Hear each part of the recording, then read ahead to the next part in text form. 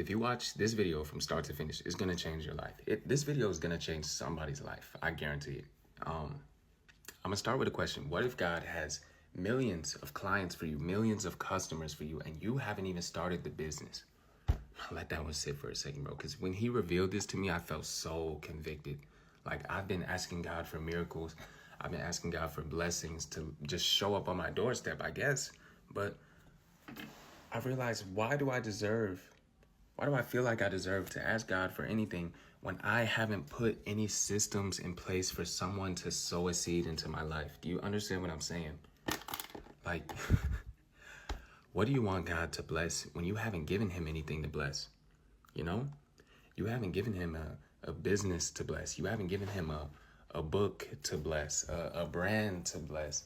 Did you expect him to just send an anonymous $1 million check in the mail? This is what a lot of us do. You know, I think about two things. I'm going to tell you two stories. First one, my mom is an educator, right? She's a principal now, but she used to teach for a long time. I went to the same school she taught at when I was younger. I remember her always saying, these kids don't turn in any work, so I have no choice but to fail them. Like, some of y'all already made the connection. They turn in, you know, most teachers don't want to fail their students. But what do you expect? What do you want your teacher to do when you don't turn in any of the assignments? Like, even if what you turn in isn't a deserving grade, like, even if the work you turn in isn't deserving of a passing grade, my mom and most teachers would have just passed you if you turned something in. Like, give them something to work with. But if you don't turn anything in, what do you think is going to happen? You're going to fail.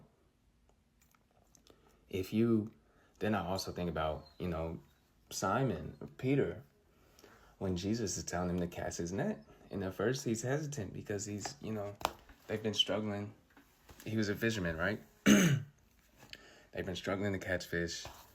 He's like, nah, we were out in the deep end. We're in the shallow waters now. We've already tried, blah, blah, blah. And Jesus is literally trying to work a miracle right in front of him. But he's hesitant to cast his net. God is waiting for you to cast your net. And we know what happens. He works a miracle out for him. But most of us are actually worse than Simon. We don't even have a net to cast. We want fish, but we don't have a net. We won't cast the net. Does that make sense? You see what I'm saying? It's just like, it sounds silly when you think about it. But honestly, God is waiting on you to write the book. God is waiting on you to start the business. He's waiting on you to post the content, but you won't turn anything into him. Yet you still are asking for miracles, for blessings. How are they going to show up when you haven't given him anything to put some favor on? You see what I'm saying? Like, he's waiting on you, bro. He's waiting on you. And this is why I started this brand. This is why I've started documenting this journey, because he revealed this to me. And I'm done. I'm done playing it safe. I'm done being delusional, basically, because that's all it was. I was being delusional. I gave him nothing to bless, but I want blessings. Man, I know this will help someone. But yeah, God is waiting on you. So if this was your sign today, I think this video showed up on your For You page for a reason.